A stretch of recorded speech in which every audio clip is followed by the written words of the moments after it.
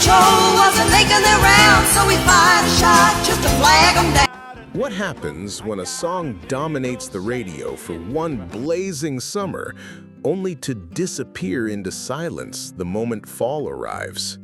You sang it, you danced to it, it was everywhere. And then, like a magic trick, it was gone.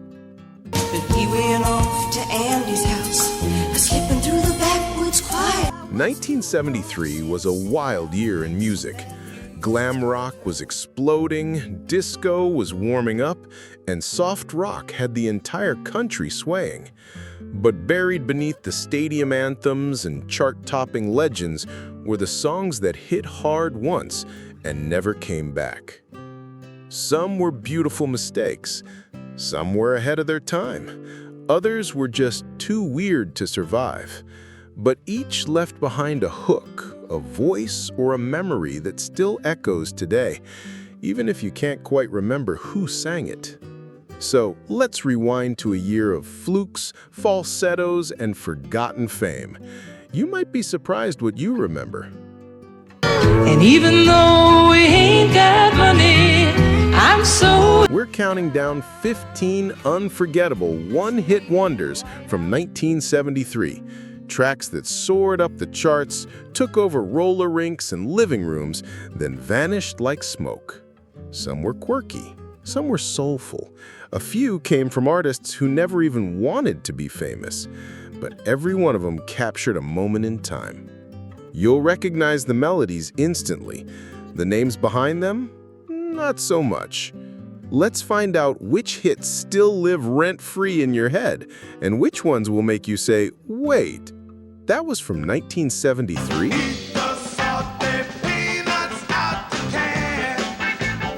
Number 1. Playground in My Mind by Clint Holmes. Close your eyes and follow me to where the children laugh. Sweet, strange, and just a little surreal. Playground in My Mind felt like a musical nursery rhyme for adults, and somehow it worked. Released in 1973, this dreamy tune reached number 2 on the Billboard Hot 100 and stuck around for 23 weeks. My mind, where the children laugh and the children... Here's the twist. The song featured a child's voice singing lines like, "My name is Michael, I've got a nickel." And that voice? It belonged to producer Paul Vance's 7-year-old son. Clint Holmes wasn't even a songwriter. He was a talk show announcer turned reluctant pop star. My name is Michael, I got a nickel, said I got a nickel. Despite the success, Holmes never charted again.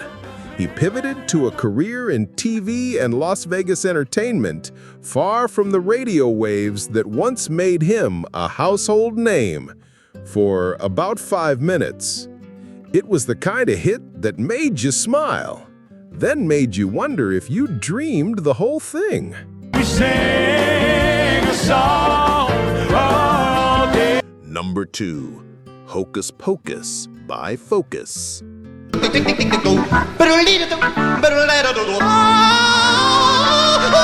Yodeling, flute solos, guitar riffs on fire. Hocus Pocus was pure chaos and somehow pure gold. Released by Dutch prog rock band Focus, this roller coaster of a track hit number 9 on the Billboard Hot 100 in 1973 and became a cult favorite almost instantly.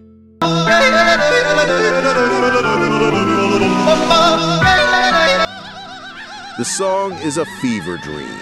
1 minute it's a hard rock assault. The next it's a medieval yodeling contest. Guitarist Jan Ackerman shreds, while vocalist Thijs van Leer yelps, whistles, and scats like a mad scientist conducting a music experiment. And yet, it worked.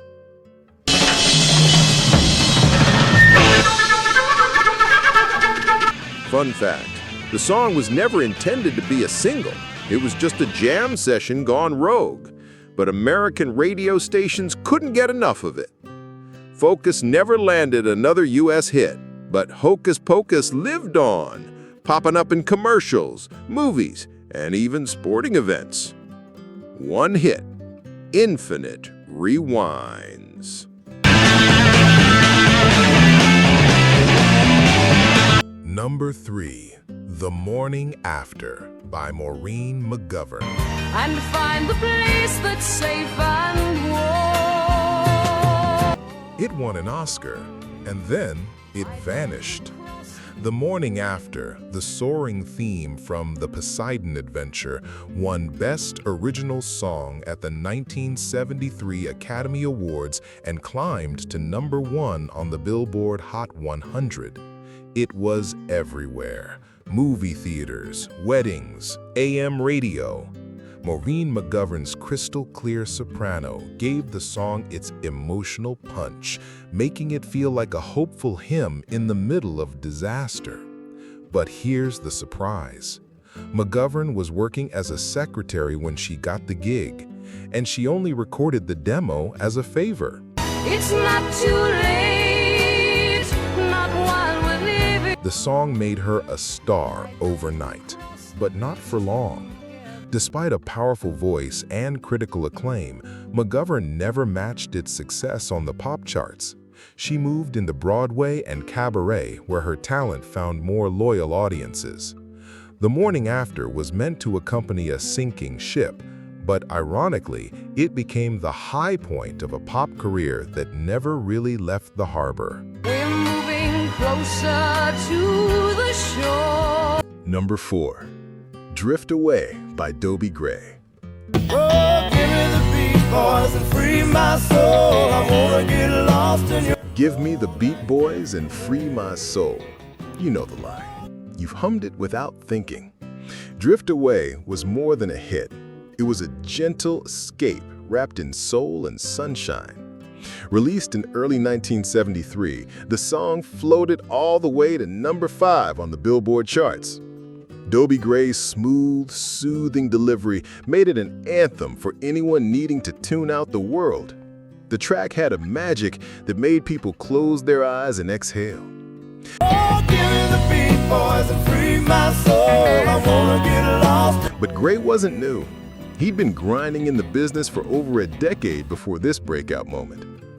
After Drift Away, he struggled to find another charting hit. Some blamed poor label support. Others said the industry didn't know where to place his cross-genre appeal, part soul, part country, part pop. He kept recording, but never reached those same heights again. Still, that one song became immortal, played on radios, in road trips, and hearts forever in need of a little peace. I don't understand the things I do. Number 5, Pillow Talk by Sylvia. So friends who tell me wrong from right, I'll ask to borrow. Whispers, moans, a slow groove that made censors nervous. Pillow Talk wasn't just a hit, it was a bedroom revolution. Released in 1973, this sultry soul track slinked its way to number 3 on the Billboard Hot 100 and number 1 on the R&B chart. Originally written for Al Green, the song was deemed too provocative for his gospel-tinged image. Ooh, I don't wanna see you be no fool, but I'm teaching. So co-writer Sylvia Robinson, yes, that's Sylvia, who'd later help launch hip-hop with Sugar Hill Records, stepped in and recorded it herself. And the result? Instant heat. The breathy vocals, suggestive lyrics, and sensual delivery pushed the limits of what radio would play at the time. Some stations refused to touch it. That only made it more popular. But Sylvia never chased pop success again. She returned behind the scenes where she quietly helped shape music history. Pillow Talk was her mic drop. One hit, then out the door. Friends all say it's fine, but can't compete. Number 6, Dead Skunk by Loudon Wainwright III. Dead skunk in the middle of the road, dead skunk in the middle. Yes, it's exactly what it sounds like. Dead Skunk is a folk rock novelty song about, wait for it, a dead skunk in the middle of the road. Released in late 1972 and peaking in early 1973 at number 16 on the Billboard Hot 100, it became a hit no one saw or smelled coming. Loudon Wainwright III wrote the tune in under 15 minutes after, yes, hitting a skunk with his car. The chorus, "Stinkin' to High Heaven," was shouted gleefully by radio DJs across the country, and audiences couldn't get enough of its absurd charm. Despite his sharp wit and cult following, Wainwright never charted again. But he didn't need to. He built a respected career in folk and acting, and later became known as the father of singer-songwriter Rufus Wainwright. Dead Skunk may be a punchline, but it still lingers in the air, a strange little anthem of 1973 that refuses to be forgotten. Dead skunk in the middle of the road, stinking to high heaven. Number 7. Danny's Song by Anne Murray. And even though we ain't got money, I'm so in love. It wasn't flashy, it wasn't loud, but Danny's song felt like a warm hug set to music. Originally written by Kenny Loggins for his brother, the ballad found new life in 1973 when Canadian singer Anne Murray released her version and quietly climbed to number 7 on the Billboard Hot 100.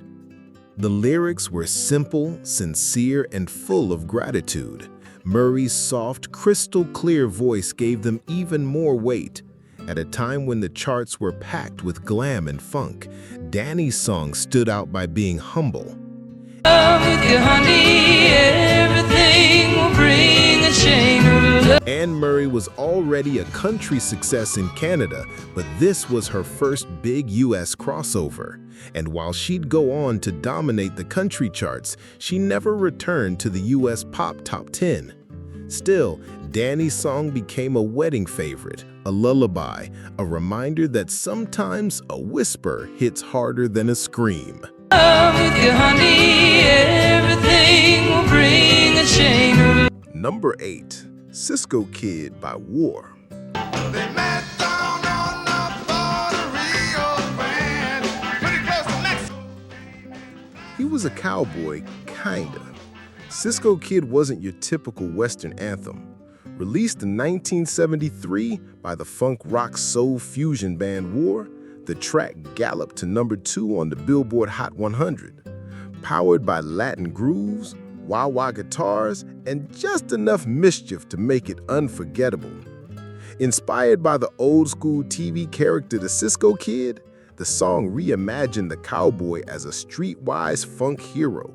It was quirky, funky, and undeniably catchy. The call and response vocals made it feel like a party, and for a while, it was everywhere.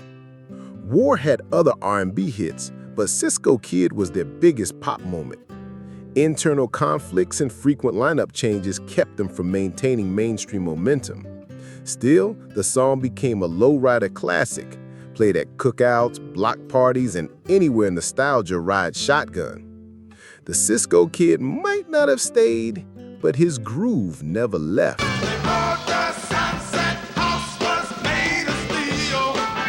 Number 9.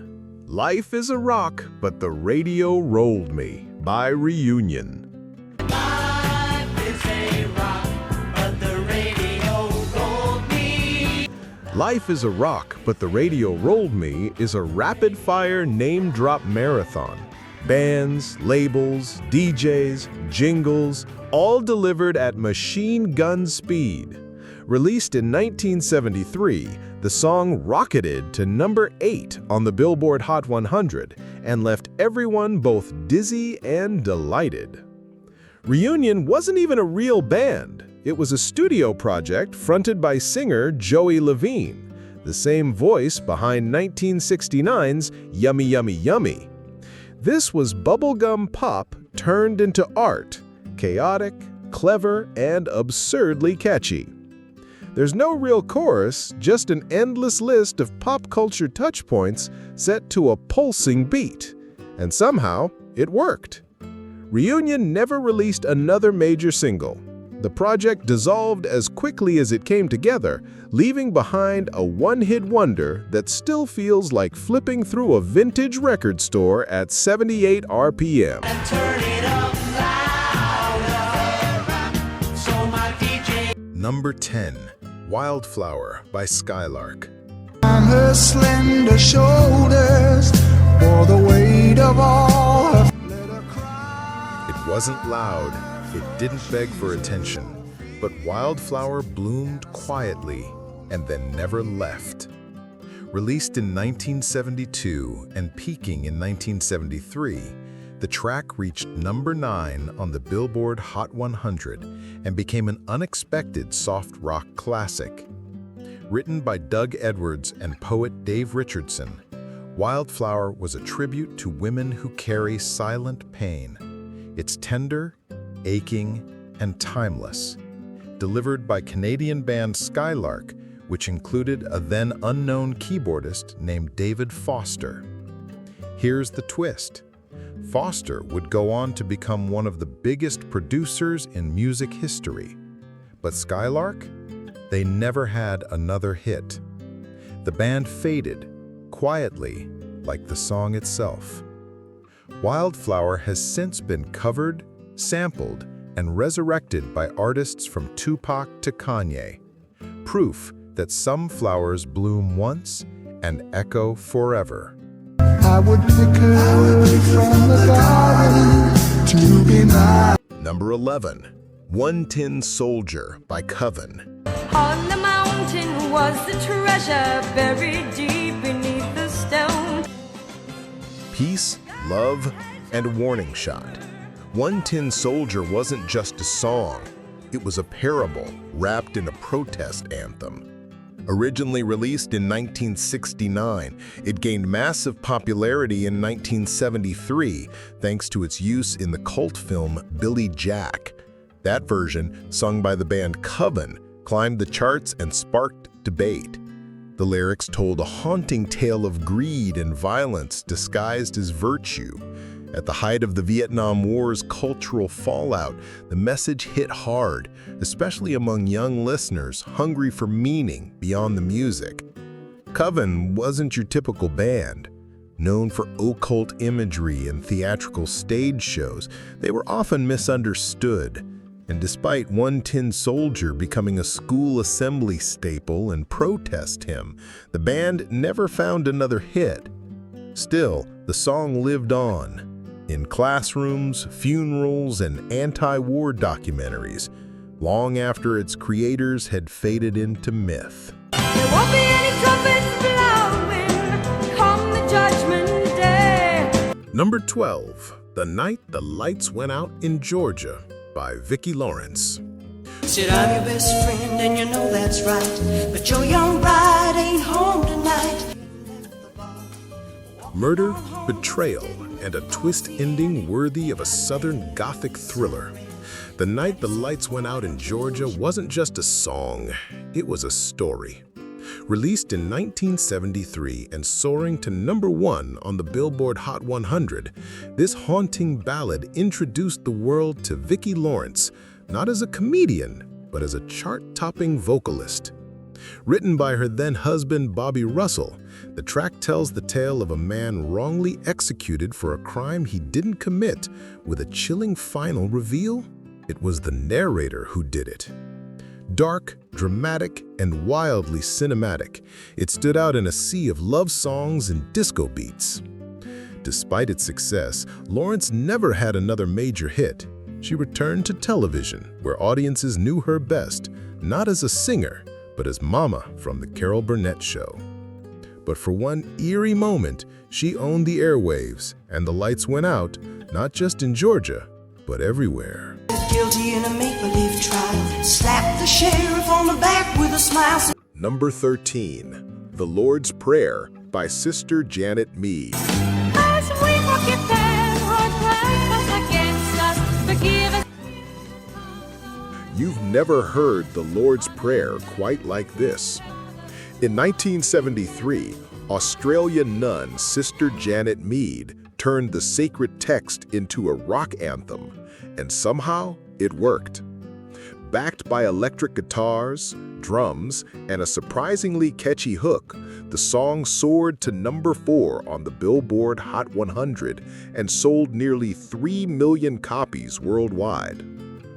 At a time when disco and glam rock ruled, this felt like it dropped from another universe. Religious leaders were divided. Some called it blasphemy, others embraced it as a modern way to reach young people.